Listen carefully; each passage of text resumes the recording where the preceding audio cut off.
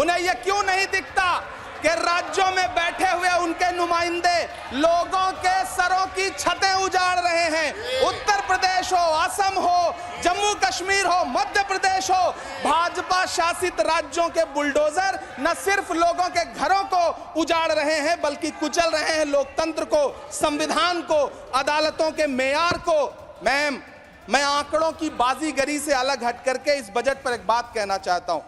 आंकड़े तो ऐसे हैं इस बजट के, ये कह रहे हैं 4 करोड़, वित्त मंत्री जी 3 करोड़ कहती हैं, प्रधानमंत्री जी 4 करोड़ कहते हैं। पहले तो आप इस झूठ में ही आपस में ही सलट लीजिए कि 4 करोड़ सही है या 3 करोड़ सही है।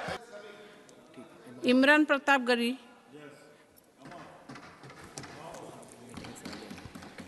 मैम, मैं प्रधानमंत्री जी की इमरान जी, you have 5 minutes. Ma'am 10 minute. You have 5 minutes. We requested chairman साहब, Okay. he allowed 10 minutes. Ma'am, प्रधानमंत्री जी की सैकड़ों बार थपथपाई गई मेज के बीच अंतरिम बजट पेश किया गया और बड़े बड़े दावे किए गए। देश ये कैसा बनाया आपने, लूट कर पैसा बनाया आपने, देखिए जलते दिए भी बुझ गए, अजब दीपक राग गाया आपने। मैम, पूरा सदन अमृत काल के बजट की चर्चा कर रहा है, मैं तो गरीबों की रोटी और दाल के बजट की चर्चा करूंगा। तुम्हारी फाइलों में गांव का मौसम गुलाबी है, मगर ये आंकड़े झूठे हैं, ये दावा किताबी है। मैं इस बजट को अमीरों का अमीरों के लिए पेश किया गया बजट कहूंगा। इसमें गरीबों के लिए कुछ है ही नहीं। नौकरी मांगने वाले नौजवानों पर लाठियां बरसाने वालों, आपने इस बजट में युवाओं को क्या दिया? आपने पुरानी पेंशन बहाली की मांग करने वालों को क्या दिया? सालों से अपने लिए छत तलाश रहे लोगों को आपने इस बजट में क्या दिया? और फिर आपको पूरी उम्मीद है कि पूरा देश आपके इस पेश किए गए बजट पे लहालोट हो जाए, तालियां पीटे, मंगल गान गाए। कैसे संभव है? मैं सदन में खड़ा होकर के इस बजट पे चर्चा करते हुए कहना चाहता हूं कि इस बजट में फुटपाथ पर रहने वाले, छप्परों में रहने वाले, झुग्गियों में रहने वालों के लिए क्या है, उनके लिए क्या है जो प्रधानमंत्री के किए गए वायदों की बाट जोह रहे हैं। हर साल फरवरी की खूबसूरत सुबह और सजी हुई संसद से बरसते हुए झूठे वायदों की जवाबदेही कौन तय करेगा? कौन बताएगा कि 2022 में प्रधानमंत्री जी जो सबको पक्का मकान देने वाला वायदा किए थे उसका क्या हुआ? लोगों के सरों पर छत देने वाले प्रधानमंत्री जी के जुमलों से अलग उन्हें यह क्यों नहीं दिखता कि राज्यों में बैठे हुए उनके नुमाइंदे लोगों के सरों की छतें उजाड़ रहे हैं। उत्तर प्रदेश हो, असम हो, जम्मू कश्मीर हो, मध्य प्रदेश हो, भाजपा शासित राज्यों के बुलडोजर न सिर्फ लोगों के घरों को उजाड़ रहे हैं बल्कि कुचल रहे हैं लोकतंत्र को, संविधान को, अदालतों के मेयार को। मैम, मैं आंकड़ों की बाजीगरी से अलग हट करके इस बजट पर एक बात कहना चाहता हूं। आंकड़े तो ऐसे हैं इस बजट के, ये कह रहे हैं 4 करोड़, वित्त मंत्री जी 3 करोड़ कहती हैं, प्रधानमंत्री जी 4 करोड़ कहते हैं। पहले तो आप इस झूठ में ही आपस में ही सलट लीजिए कि 4 करोड़ सही है या 3 करोड़ सही है। मैं आंकड़े तो ऐसे हैं इस बजट के मैम कि जो सुने वो बस पथराई आंखें लेकर किंग कर्तव्य विमूढ़ हो जाए। लेकिन झील में पानी बरसता है हमारे देश में, झील में पानी बरसता है हमारे देश में, खेत पानी को तरसता है हमारे देश में, जिंदगी का हाल खस्ता है हमारे देश में, दूध महंगा खून सस्ता है हमारे देश में। मैम, रोजगार, महंगाई, किसान, मनरेगा, पेट्रोल डीजल के दाम, गैस सिलेंडर के दाम, फसलों की एमएसपी की गारंटी, इन सब जन सरोकार की बातों से इस बजट का कोई लेना देना नहीं। हमारे ट्रेजरी बेंच के साथी हंगामा कर रहे हैं। मैं तो कहना चाहता हूं मैम, वो एक बार इनके एक नेता एक गांव में गए और उन्होंने गांव में कहा कि गांव वालों आओ, मैं तुम्हारी समस्याएं समाप्त करना चाहता हूं। गांव वाले इकट्ठा हो गए। नेताजी ने गांव वालों से कहा बताओ तुम्हारी 2 समस्याएं बताओ, मैं दोनों समस्याओं का यहीं पे समाधान करूंगा। तो गांव वालों ने कहा साहब हमारी पहली समस्या है कि हमारे यहाँ कोई हॉस्पिटल नहीं है। तो नेताजी ने मोबाइल निकाला, कहीं फोन मिलाया और मिला के फोन पे पता नहीं क्या कुछ कहा कि यहाँ गांव में हॉस्पिटल नहीं है, हॉस्पिटल तुरंत, यहाँ हॉस्पिटल चाहिए। गांव वाले खुश हो गए कि 1 मिनट में यहां हॉस्पिटल आ रहा है। अगली समस्या के बारे में उन्होंने, नेताजी ने गांव वालों से कहा कि मैंने आपकी पहली समस्या समाप्त कर दी, दूसरी समस्या बताओ। तो गांव वालों ने कहा साहब इस गांव में कोई भी मोबाइल का नेटवर्क ही नहीं है। ये है इनके काम करने का तरीका, ये है झूठ बोलने का तरीका। इन्होंने वायदे किए बड़े बड़े, जो 10 साल के इनके वायदे हैं मैं उनके बारे में बात करूंगा।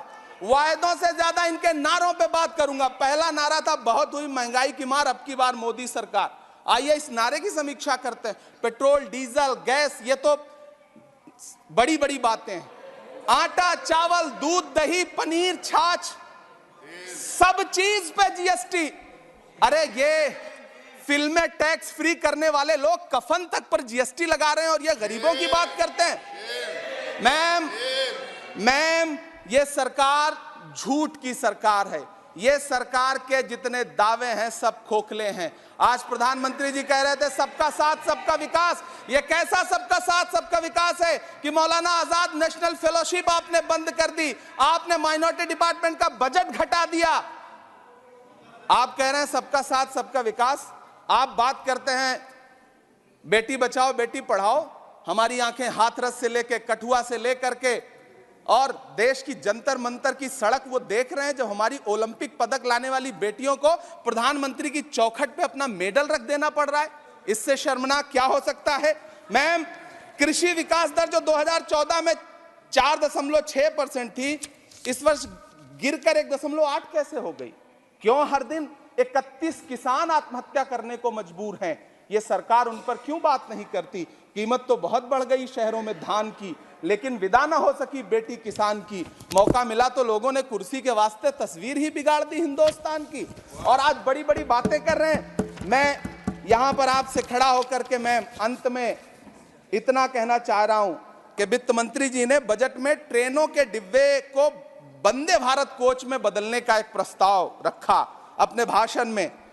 ठीक है, ये सुनने में कानों को बहुत अच्छा लगता है, लेकिन मैम ये सरकार ट्रेनों की सुरक्षा के बुनियादी मुद्दों पर एक शब्द नहीं बोलना चाहती। बालासोर हादसे में घायल हुए लोगों की चिता की राख अभी तक ठंडी नहीं हुई है।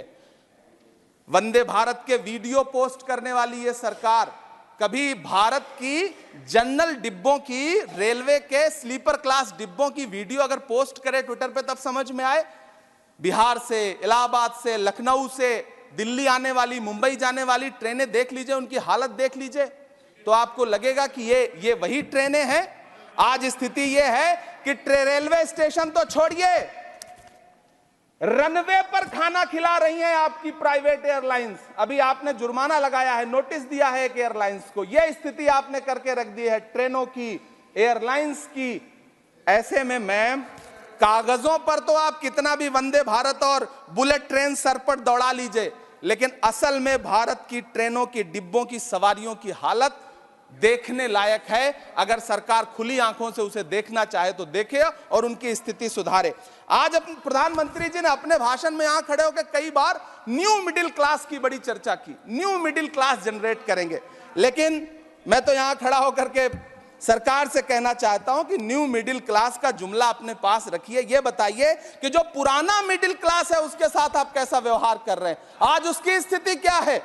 आप अमीरों के कर्जे माफ कर रहे हैं, उद्योगपतियों के कर्जे माफ कर रहे हैं, और यहां स्थिति यह हो गई है कि जो मिडिल क्लास, उसकी जो रोजमर्रा की जरूरत की चीजें हैं उस तक पर आपने जीएसटी लगा रखी है। आप फिल्में टैक्स फ्री करते हैं, लेकिन स्टूडेंट्स के प्रतियोगी परीक्षाओं के फॉर्म की फीस नहीं माफ कर सकते। आपको बाकी जगहों पर टैक्स लेना है, हर जगह टैक्स लेना है। मिडिल क्लास से आपका कोई रिश्ता नहीं। मिडिल क्लास तो आपसे कह रहा है कि मोहब्बत भाईचारे के दीवाने दिन ही लौटा दो, वो सस्ती दाल सब्जी के सुहाने दिन ही लौटा दो। ये अच्छे दिन तो अंबानी अडानी को मुबारक हो, हमें ऐसा करो साहब पुराने दिन ही लौटा दो। वो पुराने दिन जो बहुत अच्छे थे, वो पुराने दिन जहां लोग एक दूसरे से मिलजुल करके रहते थे। मैम इलाहाबाद, दिल्ली, कोटा जैसे शहरों में छोटे छोटे कमरों में अभावों के साथ पढ़ाई कर रहे युवा किताबों के साथ गल चुके हैं। उनके हिस्से अधेड़ अवस्था तो आई है, लेकिन नौकरी और रोजगार नहीं आया।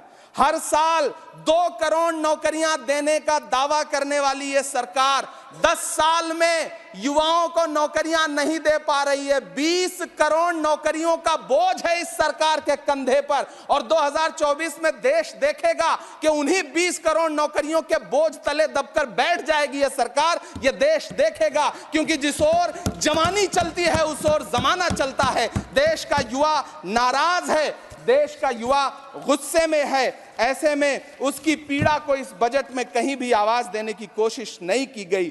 मैं आपके बीच खड़ा हूं, मैं तो वित्त मंत्री जी का भाषण सुन रहा था। यह कहा जा रहा था यह अमृत काल का बजट है, यह अमृत काल का बजट है।